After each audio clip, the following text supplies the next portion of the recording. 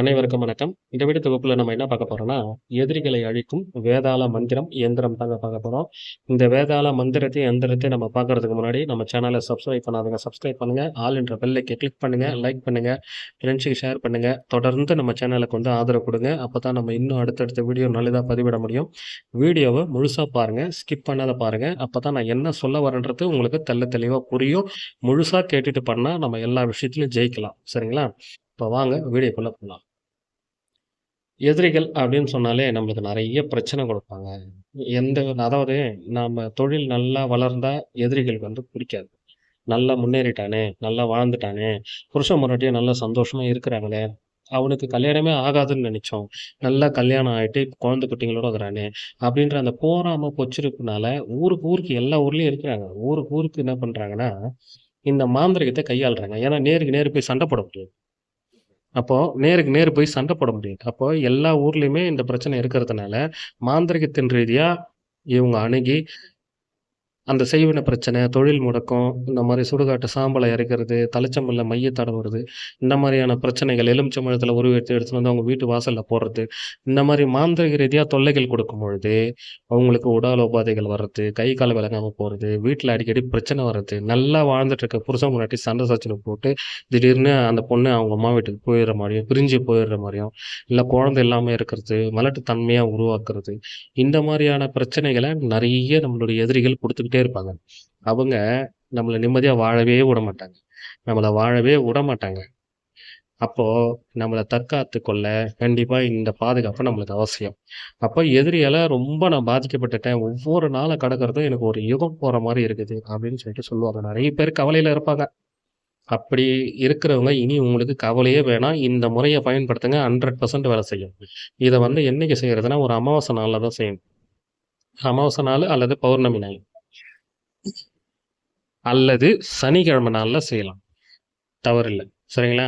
இது எங்க வச்சு செய்யணும் அப்டின்னா, இது வீட்ல வச்சு பண்ணக்கூடாது. மயானத்திலயோ அல்லது மயானத்துக்கு கொஞ்சம் தொலைவிலயோ வச்சு செய்யலாம்.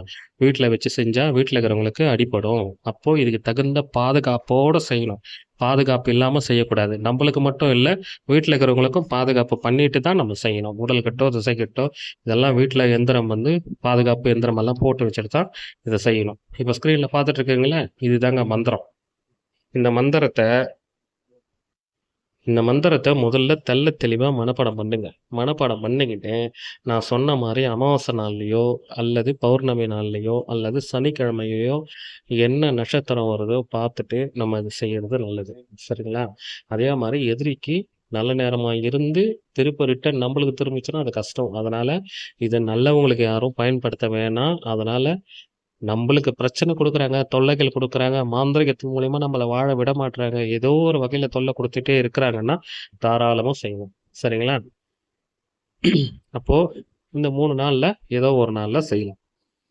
எங்க செய்யணும்? மயானத்துல வச்சு செய்யணும், அல்லது மயானத்துக்கு அப்புறம் செய்யணும். இதுக்கு வந்து என்னன்னா, ஒரு புதுசா மண் சட்டி, அதுக்கு தேவை மேல மூடுற மாரி ஒரு மூடி.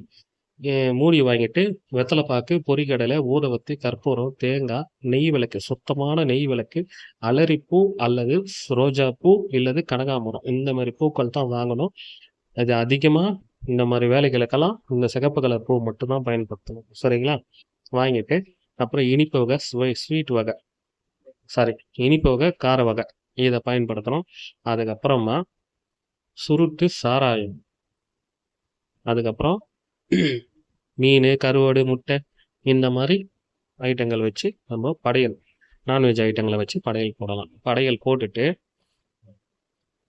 நீங்க என்ன பண்ணுங்க, ஒரு திருநீர கீழ பரப்பி வச்சுக்கங்க. பரப்பி வச்சுட்டு, அந்த புது மண் சட்டி பானைக்குள்ள ஒரு மைதா மாவுல ஒரு பொம்மை செய்யுங்க. சின்னதா ஒரு பொம்மை செஞ்சு, எதிரியோட முடியோ, தலைமுடியோ, காலடி மண்ணோ இருந்தா, அதாவது தலைமுடி இருந்தா தலையில சொருவி வைங்க.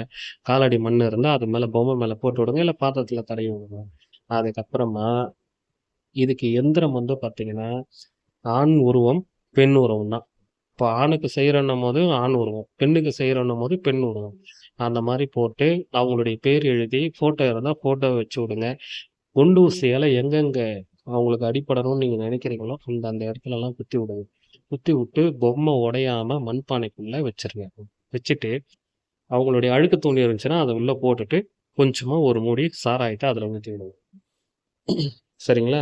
அதுக்கப்புறம் வந்து என்ன பண்ணணும்னா, இந்த சாராயம் ஊற்றிட்டதுக்கு அப்புறமும் நீங்கள் அந்த பொம்மையை உடையாம பானைக்குள்ளே வச்சுட்டு அந்த பானையை இழுக்க அந்த படையல் பக்கத்தில் வச்சிருங்க.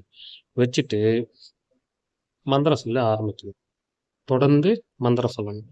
108 வாட்டி மந்திரம் சொல்லி முடிச்சுட்டு ஒரு அது கூட என்ன பண்ணுறீங்கன்னா ஒரு 5 எலுமிச்சம்பழம் இந்த மாதிரி உருவத்துங்க. கொஞ்சோண்டு மஞ்சள் கலந்த அரிசி கொஞ்சமாக வச்சுக்கோங்க. வச்சுக்கிட்டு நீங்கள் என்ன பண்ணணும்னா இதெல்லாம் உருவேற்றி முடிச்சதுக்கப்புறமா கோழி அறுக்கணும் லாஸ்ட்டாக. கோழி வந்து பலி கொடுக்கணும். அந்த பொம்மை மேலே விட்டு அந்த தலையை அறுத்து அந்த பொம்மை கீழவே வச்சுருங்க. அந்த பானையிலே போட்டுருங்க. போட்டுட்டு பொம்மை உடையக்கூடாது. மெதுவாக வைக்கணும். பொம்மை உடையாமல் மெதுவாக வச்சுட்டு இந்த கோழி அறுத்த கோழியும் பிளட் அதில் விட்டு கொஞ்சமாக அரிசியில் பிடிச்சி அந்த அரிசியும் அந்த கோழி ரத்தத்திலே நினச்சிக்கங்க. நினச்சிக்கிட்டு நீங்கள் என்ன பண்ணுங்கன்னா இந்த பொம்மையை அப்படியே எடுத்துன்னு போய் மூடி வச்சு எடுத்துன்னு போய் மயானத்தில் புதைச்சிக்கணும். புதைச்சிட்டு திரும்பி பார்க்காத வந்துடணும். இந்த அரிசி எடுத்து போய் யாருக்கு செஞ்சோமோ அவங்க வீட்டு வாசல்லையோ அவங்க வீட்டு இடத்துலையோ தூவி விட்டுட்டா போதும். அடிபட்டு போயிடுவாங்க. அப்போ எதிரிகள் இனி இருக்க மாட்டாங்க. ஒண்ணு ஊரை விட்டு போயிடணும். இல்லை ஏதாச்சும் ஒரு அடிபடும். ஏதாவது ஒரு சிம்டம்ஸ் பிரச்சனை அவங்களுக்கு வரும். அதனால இனி நம்மளுக்கு நம்ம இருக்கிற திசை பக்கம் கூட அவன் வரமாட்டான். நாம நிம்மதியா சந்தோஷமா வாழலாம். அதனால நான் இப்பவும் சொல்றேன். பாதுகாப்போட பண்ணுங்க. பாதுகாப்பு இல்லைன்னா பண்ணாதீங்க. மெயினா முழு நம்பிக்கையோட பண்ணுங்க. இது நம்பிக்கையா செய்றவங்களுக்கு தான் இது. மீதி பேர நம்பலாம் எனக்கு அத பத்தி கவலையும் கிடையாது. அத பத்தி பிரச்சனையும் கிடையாது. நம்புறவங்க நம்புங்க, நம்பாக்காட்டி போங்க. என்னால முடிஞ்ச ஒரு தீர்வு நான் குடுக்குறேன். அதனால நம்பிக்கை இருந்தா தாராளமா இத முயற்சி பண்ணுங்க. வாழ்க்கையில எதிரிகள் இல்லாம ஒவ்வொரு நாளும் சந்தோஷமா, நிம்மதியா வாழ்றதுக்கு இது என்னால முடிஞ்ச ஒரு வழிய நான் சொல்றேன். இன்னும் அடுத்தடுத்த வீடியோல நல்லதா பதிவிடுறோம். இந்த வீடியோ உங்களுக்கு புடிச்சிருந்ததுன்னா, தொடர்ந்து நம்ம சேனல லைக் பண்ணுங்க, ஃப்ரெண்ட்ஸுக்கு ஷேர் பண்ணுங்க. தொடர்ந்து உங்க ஆதரவு கொடுங்க. அடுத்த வீடியோல சந்திப்போம். நன்றி, வணக்கம்.